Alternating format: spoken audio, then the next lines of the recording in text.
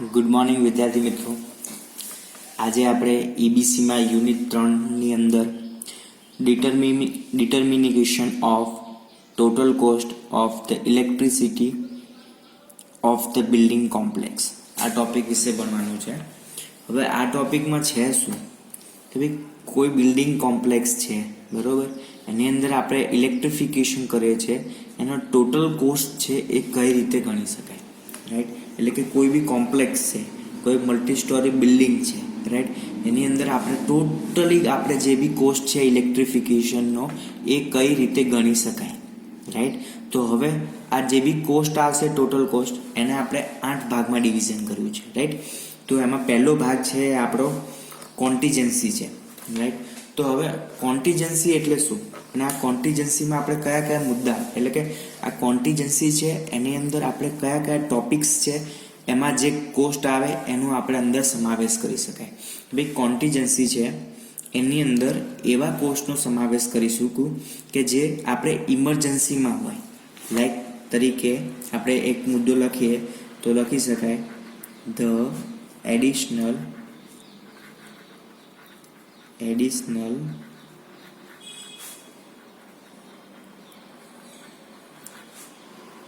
Emergency expense,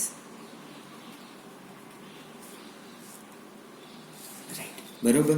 હવે આની અંદર શું આવે કે ભાઈ શું કીધું, ધ એડિશનલ ઇમરજન્સી એક્સપેન્સ. હવે આમાં શું આવે કે ભાઈ કોઈ કારણસર, બરોબર, કે કોઈ કારણસર મટીરિયલ છે એનો ભાવ વધી ગયો.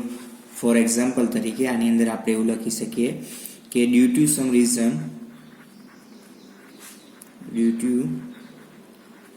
Reason cost of material or labor cost increase, right. તો જે આ કોસ્ટ વધ્યો બરોબર એ તો એક્સ્ટ્રા જ કોસ્ટ આવ્યો, તો એ કોસ્ટને આપણે શેમાં ગણીશું તો કોન્ટિન્જન્સમાં ગણીશું, રાઈટ. બીજું શું મુદ્દો લખી શકીએ કે ભાઈ આટલું મોટું કામ ચાલતું હોય, રાઈટ, તો એમાં ક્યાંક એક્સિડન્ટ થાય, બરોબર, કોઈ ટ્રાવેલિંગ કરવાનું હોય, ટ્રાન્સપોર્ટ કરવાનું હોય, તો આ જે બી ખર્ચો હશે એ આપણે શેમાં લખી શકીશું કોન્ટિન્જન્સમાં લખી શકીએ, જેમ કે ટ્રાવેલિંગ કોસ્ટ અને બીજું શું આવશે transportation and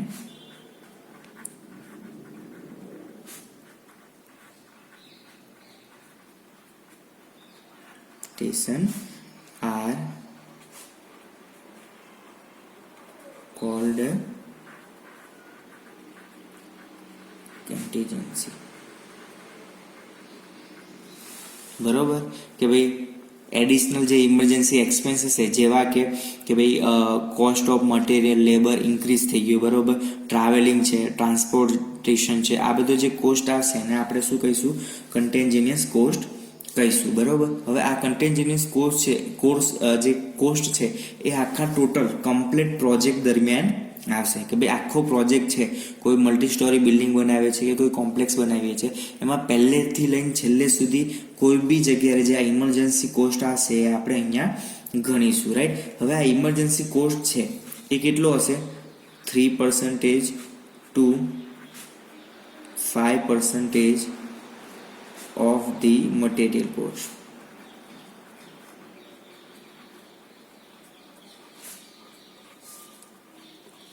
and labor cost. કે ભાઈ આ કન્ટેન્જેનિયસ કોસ્ટ છે તો એ કેટલો હશે, એ 3 થી 5% જે મટીરિયલનો કોસ્ટ છે એ મટીરિયલના કોસ્ટથી અને લેબરના કોસ્ટથી 3 થી 5 ગણો જેટલો હોય છે, રાઈટ. તો આ જેટલો કોસ્ટ આવશે એને આપણે શેમાં ગણીશું કન્ટેન્જેનિયસ કોસ્ટમાં ગણીશું, બરોબર. આપણો પહેલો હતો. હવે બીજો ફેક્ટર કયો છે તો હશે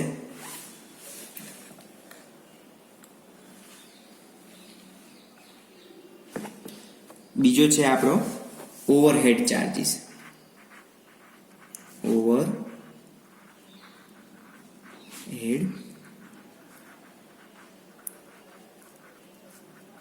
ચાર્જીસ, ઓકે, તો હવે આપણે ઓવરહેડ ચાર્જીસ કોને કહીશું, રાઈટ, એ જોઈએ કે ભાઈ ઓવરહેડ ચાર્જીસ કોને કહેવામાં આવે છે. બરોબર, તો ઓવરહેડ ચાર્જીસ કોને કહેવામાં આવે, તો કે ઓવરહેડ ચાર્જીસ છે એ ક્યાં લાગુ પડશે, તો કે આ છે એ જે મટીરિયલ અને લેબર કોસ્ટ છે એના એસ્ટિમેટ ઉપર લાગુ પડે છે. બરોબર, તો overhead charges are in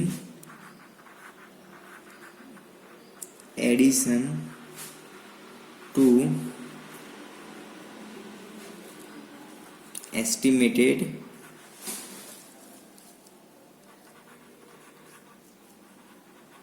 material and labor cost. કે ભાઈ શું કીધું કે ભાઈ એસ્ટિમેટ મટીરિયલ અને લેબર કોસ્ટ છે એના ઉપર જે વધારાનો ચાર્જ થશે, વધારાનો કોસ્ટ લાગશે એને આપણે શું કહીશું, ઓવરહેડ ચાર્જીસ. હવે ઓવરહેડ ચાર્જીસ છે એના એક્ઝામ્પલ શું હશે, ફોર એક્ઝામ્પલ તરીકે કોને કહેવાય, ફોર એક્ઝામ્પલ તરીકે કે ભાઈ ગવર્મેન્ટના ટેક્સ વધી ગયો, ગવર્મેન્ટ ટેક્સીસ છે. બરોબર, કોઈ વધારાના આપણે એક્સપેન્સ આવી ગયા કે વધારાનો ખર્ચો આવી ગયો કે ભાઈ કોઈ નવો લેબર લાવી દીધો. બરોબર, તો કે એડિશનલ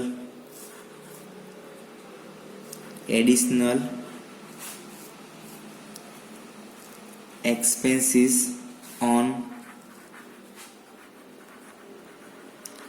labor etc. કે ભાઈ કોઈ ગવર્મેન્ટના ટેક્સ વધી ગયો છે, નવા આપણે લેબર લાવવો પડ્યો છે, રાઈટ. તો આ બધું જ જે વસ્તુ આવશે એ કોને કારણે આવશે, બધો જ જે ખર્ચો હશે એ આપણે શેમાં ગણીશું, ઓવરહેડ ચાર્જીસની અંદર ગણવામાં આવે છે, રાઈટ. અને આના આપણે મેનલી બે પ્રકાર પાડીએ છીએ. કયા ટાઈપ છે, બે. પહેલો છે આપણે એનો પ્રકાર છે એ છે મેન્ટેનન્સ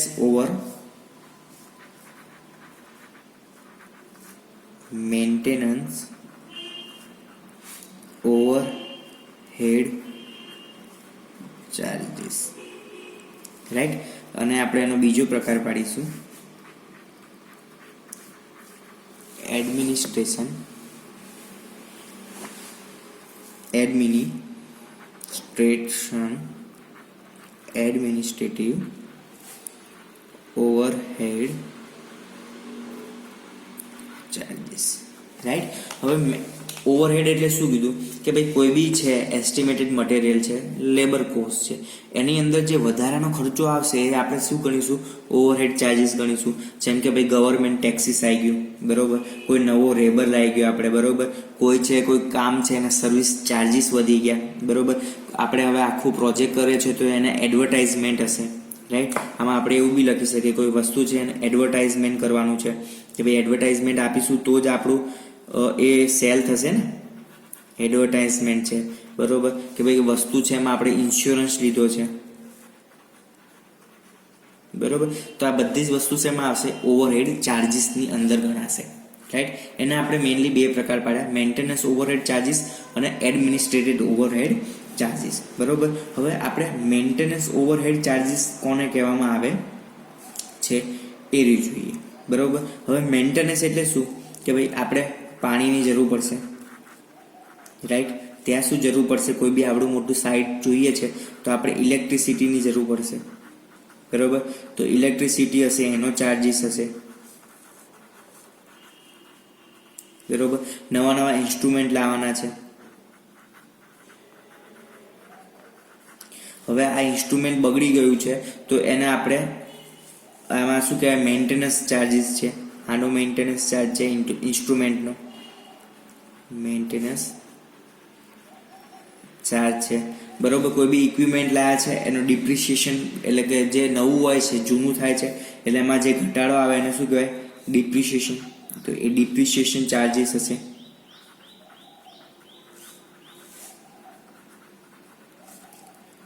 બરોબર. તો આ બધી જ વસ્તુ શેની આવશે, આ બધા જ કેટેગરી શેની અંદર આવશે, તો મેન્ટેનન્સ ઓવરહેડ ચાર્જ. નામ પ્રમાણે શું છે, મેન્ટેનન્સ. તો જે બી મેન્ટેનન્સ હોય, હવે આવડી મોટી સાઇટ હોય તો જેવું તેવું તો નહીં હોય, એમાં વોટરની જરૂર પડતી હોય, આટલા બધા માણસો આટલા બધા લેબર કામ કરતા હશે, વોટરની જરૂર પડે, ઇલેક્ટ્રિસિટીની જરૂર પડશે તો ઇલેક્ટ્રિસિટી ચાર્જ આવશે. બરોબર. નવા ઇન્સ્ટ્રુમેન્ટ, ઘણા બધા ઇન્સ્ટ્રુમેન્ટ જોશે તો ઇન્સ્ટ્રુમેન્ટ છે એનું મેન્ટેનન્સ આવશે, તો એ મેન્ટેનન્સ ચાર્જ આવશે. તો આ બધો જ ચાર્જ છે આપણે એ શેની અંદર ગણીશું, તો મેન્ટેનન્સ ઓવરહેડ ચાર્જ. એના પછીનો છે આપણો એડમિનિસ્ટ્રેશન ઓવરહેડ ચાર્જ. તો એડમિનિસ્ટ્રેશન ઓવરહેડ ચાર્જ કોને કહેવામાં આવશે, કે ભાઈ નામ શું છે, એડમિનિસ્ટ્રેશન.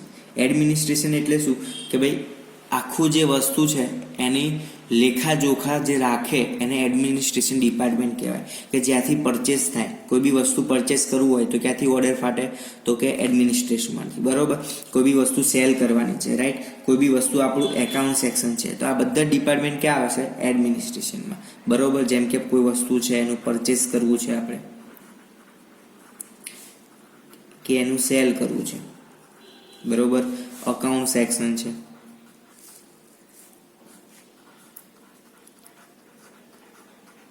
અકાઉન્ટ સેક્શન છે.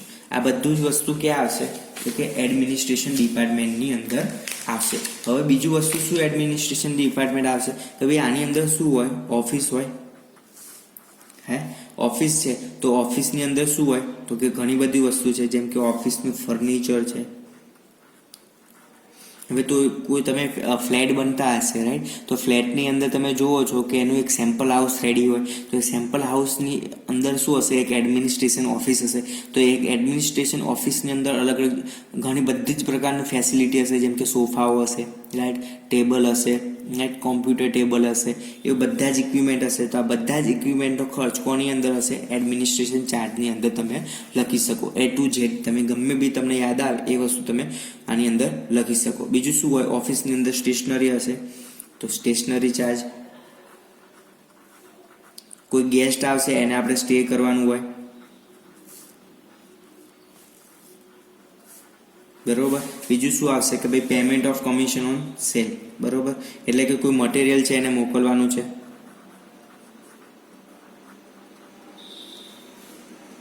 મટીરિયલ છે એને ડિસ્પેચ કરવાનું છે, એટલે કે એનું પેકિંગ કરવાનું, આગળ મોકલવાનું છે. બરોબર. તો આ બધા જ ચાર્જ કોની અંદર આવશે, તો કે એડમિનિસ્ટ્રેશન ઓવરહેડ ચાર્જની અંદર આવશે. સિમ્પલ. બરોબર. હવે એના પછી આપણો નેક્સ્ટ મુદ્દો છે કે ભાઈ સુપરવિઝન, અને ત્રીજો કયો કોસ્ટ આવશે, સુપરવિઝન એન્ડ ઇન્સ્પેક્શન ચાર્જ. શું કીધું, સુપરવિઝન એન્ડ ઇન્સ્પેક્શન ચાર્જ. બરોબર. હવે આની અંદર શું આવશે, કે ભાઈ આવડી મોટી બિલ્ડિંગ બનાવી ગઈ છે, રાઈટ, આપણે તો એ વસ્તુ છે એ સ્ટાન્ડર્ડ બને છે કે નહીં, તો એના માટે આપણે શું કરીશું, કે ભાઈ આપણો જે પ્લાન છે, આપણું જે મેપ છે, બરોબર, આપણું બ્લુ પ્રિન્ટ છે, એ જ પ્રમાણે આપણું આખું ઇલેક્ટ્રિફિકેશન થાય છે કે નહીં, એ વસ્તુ જોવા માટે આપણે એક શું રાખવો પડે, એન્જિનિયર રાખવો પડે. બરોબર. આ એન્જિનિયર શું કરશે, તો કે સુપરવિઝન કરશે. હવે એ એન્જિનિયર કેવો હશે, તો કે એ એની વસ્તુમાં કેવો હશે, એક્સપર્ટ હશે. કેવો હશે, એક્સપર્ટ હશે. બરોબર. શું કરશે, એક્સપર્ટ હશે. કે ભાઈ આ એક્સપર્ટ છે, એ એન્જિનિયર છે, એ આખા પ્રોજેક્ટ છે એનું શું કરશે, સુપરવિઝન કરશે, રાઈટ. એટલા માટે એને આપણે સુપરવાઇઝર કહીએ છીએ. કે ભાઈ શું હશે, એક્સપર્ટ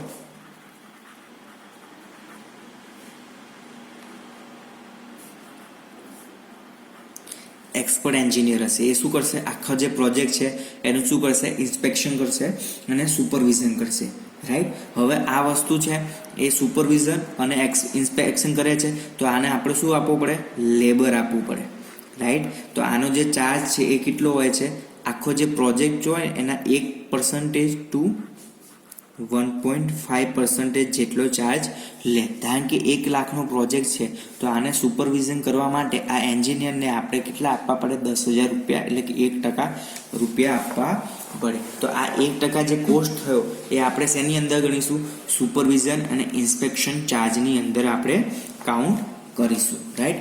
એના પછી છે આખો પ્રોડક્શન કોસ્ટ.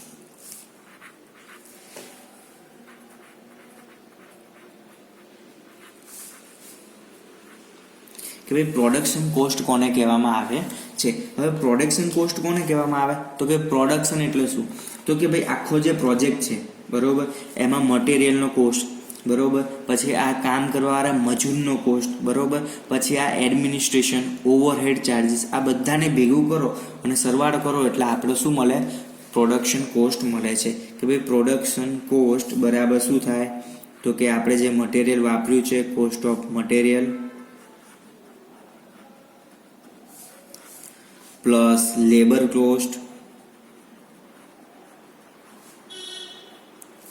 પ્લસ આપણે ઓવરહેડ જે એક્સપેન્સીસ યુઝ થયા છે આપણે હમણાં જોયું એડમિનિસ્ટ્રેશન એન્ડ મેન્ટેનન્સ ચાર્જ આ બધાનો સરવાળો કરો એ બધું જ આપણે શેમાં જ ગણીશું આપણે તો કે એ બધું જ આપણે પ્રોડક્શન કોસ્ટની અંદર આપણે ગણવામાં આવે છે. રાઈટ.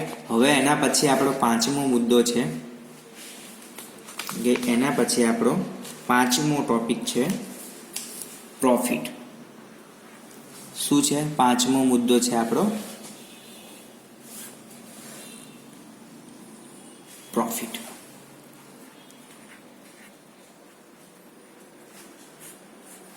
હવે પ્રોફિટ એટલે શું તો કે ભાઈ આપણે આખી સાઈડ છે બરોબર, હવે એમાં આખું મટીરિયલ ખરીદ્યું બરોબર, એ સાઈડમાં આખું આપણે ઇલેક્ટ્રિફિકેશન કરી નાખ્યું એટલે કે આપણું ઇલેક્ટ્રિકલ ઇન્સ્ટોલેશન કરી નાખ્યું બરોબર, રાઈટ.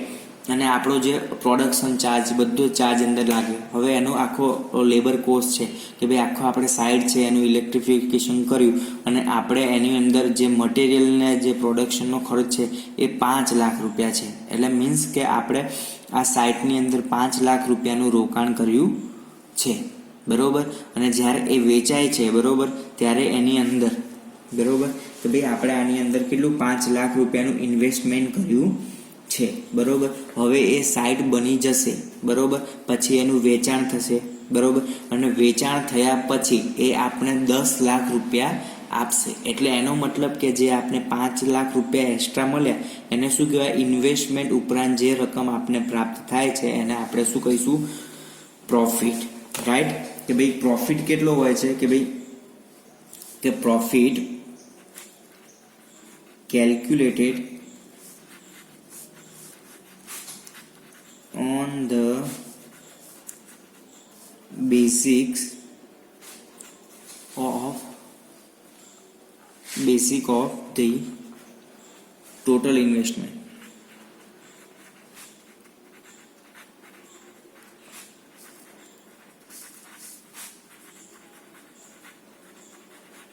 બરોબર કે ભાઈ આપણે ગણવું છે કે ભાઈ પ્રોફિટ કોના ઉપર થાય તો પ્રોફિટ કોના ઉપર થાય કે આપણે જે ઇન્વેસ્ટ અમાઉન્ટ કર્યું હોય ને એના ઉપર જે વધારાનો જે આપણે મળે ચાર્જ બરોબર, જે આપણે વધારાના પૈસા મળે એને આપણે શું કહીએ છીએ પ્રોફિટ હોય છે. આપણો પ્રોફિટ કેટલો હોય છે કોઈ બી વસ્તુ આપણે બનાવતા હોય તો એને પ્રોફિટ 10%થી 30% જેટલો આપણે પ્રોફિટ રાખીને એ વસ્તુ આપણે સેલ કરવાની હોય છે. રાઈટ. હવે આપણો પ્રોફિટ છે એ વધારે થાય બરોબર. હવે વધારે ક્યારે થાય પ્રોફિટ કે ભાઈ પ્રોફિટ છે આપણો એ ઇન્ક્રીઝ ક્યારે થશે બરોબર કે જ્યારે આપણે જે બી વસ્તુ છે બરોબર કે આપણું પ્લાનિંગ કેવું હશે એકદમ પરફેક્ટ હશે, સાઇટ છે એ ટાઈમ ટુ ટાઈમ રેડી થઈ ગઈ હશે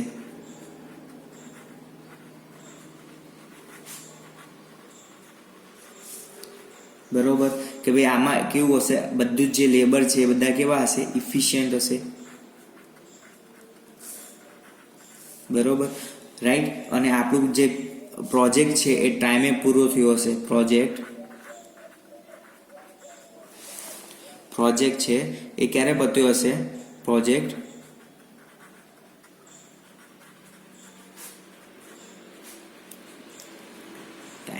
બરોબર કે પ્રોફિટ ક્યારે વધે કે ભાઈ આપણે પ્રોપર કમ્પ્લીટ અને પરફેક્ટ આપણું પ્લાનિંગ હશે ત્યારે. હવે આ પ્લાનિંગ પ્રમાણે આપણે આપણા લેબર બી કેવા હશે એકદમ ઇફિશિયન્ટ હશે બરોબર કે ભાઈ આ પ્રમાણેનું લેબર છે તો આટલા ટાઈમમાં આ કામ થવું જોઈએ એટલે એ કામ થયેલું જોવું હશે કે ભાઈ આ પ્રોજેક્ટ છે એ બનાવવા માટે આપણે 3 મહિના લાગ્યા તો એ 3 મહિનાની અંદર જ જો બની જાય બરોબર તો આપણો પ્રોફિટ વધે છે બરોબર. જેમ જેમ ટાઈમ વધશે એમ લેબર વધશે, લેબર કોસ્ટ વધશે, રાઈટ, અને એમ આપણો પ્રોફિટ પણ કેવો થાય છે, ઘટતો જાય છે, બરોબર. તો પ્રોફિટ વધારે મેળવવા માટે આટલા મુદ્દાની અંદર ધ્યાન રાખવું પડે. એના પછી છે છઠ્ઠો કે ભાઈ આપણું storage charge and storage charges and store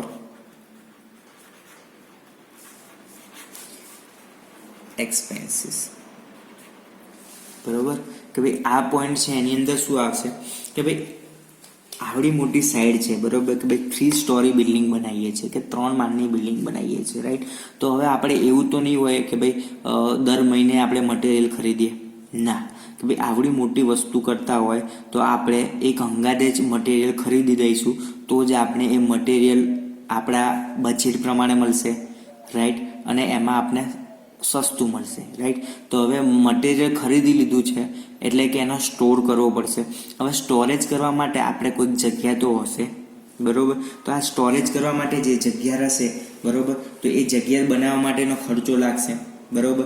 હવે મટીરિયલ છે એ મટીરિયલને આપણે પરચેસ કરીશું. હવે એ પરચેસ કર્યા પછી, બરોબર, એને પ્રોપરલી સ્ટોર કરવો પડે કે જેથી આપણે સપ્લાય છે એ ખૂટે નહીં અને આપણું કામ ચાલે રાખે. કે ભાઈ આપણી ડિમાન્ડ છે, ડિમાન્ડ પતે એના માટે આપણે શું કરવું પડે છે, મટીરિયલનું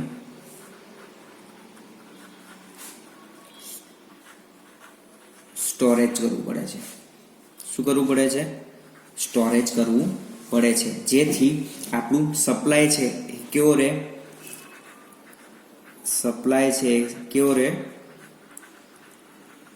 કન્ટિન્યુઅસ રહે, બરોબર, રાઈટ.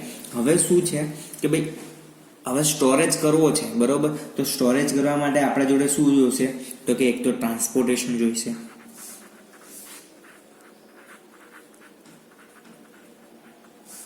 બરોબર. હવે શું કીધું કે ભાઈ ટ્રાન્સપોર્ટેશન જોઈશે, પ્લસ એને આપણે સ્ટોરેજ છે એને હેન્ડલિંગ કરવું પડશે કમ્પ્લીટ રીતે, બરોબર. એક આપણે લોડિંગ કરવું પડે, સ્ટોરેજ કરવા માટે આપણે લોડિંગ કરવું પડે. હવે લોડ થયા પછી જે સ્ટોરેજ હશે, આખું મટીરિયલ હશે, એને અનલોડિંગ કરવું પડશે, બરોબર. તો હવે જ્યારે કોઈ વસ્તુ છે એને આપણે લોડિંગ કરાવીએ છીએ, બરોબર, તો લોડિંગનો કોસ્ટ લાગશે, બરોબર. હવે લોડિંગ કરવા માટે માણસોની જરૂર પડશે, તો માણસો હોય છે તો આપણે એને લેબર કોસ્ટ આપવો પડે. એ જ પ્રમાણે ટ્રાન્સપોર્ટેશન એના સ્ટોર પ્રમાણે આવી ગયો તો હવે એને આપણે શું કરવું પડે, અનલોડ કરવું પડે, રાઈટ. તો હવે અનલોડ કરો તો એનો પાછો લેબર કોસ્ટ લાગશે. તો આ બધો જ કોસ્ટ જે લાગે એ શેની અંદર આવશે, સ્ટોરેજ ચાર્જ અને સ્ટોર કીપિંગ એક્સચેન્જની અંદર આવશે, બરોબર. જનરલી જે આ સ્ટોરેજ ચાર્જ હોય છે, સ્ટોરેજ ચાર્જ એ કેટલો હોય છે, 2% to 3% of total cost of purchase material.